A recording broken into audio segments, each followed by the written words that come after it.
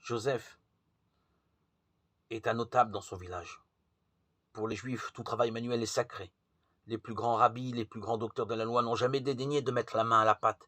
Ils ont été bûcherons, cordonniers, boulangers. L'artisan, à son ouvrage, n'a pas besoin de se lever devant le plus grand docteur, disaient les rabbins. Et les charpentiers jouissaient d'une particulière considération. Certains prétendent même que le terme charpentier pouvait désigner à l'époque, aussi bien dans les langues locales qu'en grec, un petit entrepreneur du bâtiment.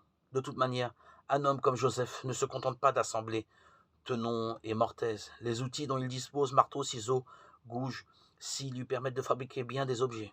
Un siècle plus tard, un grec chrétien, un philosophe, qui tint école à Rome avant d'être martyrisé, Justin, assurera que Jésus a fait dans l'atelier de Joseph des charrues et des jougs. On en parlait encore en Palestine, à son époque, paraît-il. Peu importe, l'intéressant, c'est ce que s'ajoute ce Justin. Jésus, dit-il, se servait des charrues et des jougs pour enseigner les symboles de la justice et de la vie active. Retenons le mot justice. Le charpentier est l'homme que son métier contraint à suivre les règles, à établir d'exactes mesures, si bien qu'il intervient dans les affaires de justice. Et donc, il est bien évident que ce n'est pas en passant que Matthieu qualifie Joseph d'homme juste.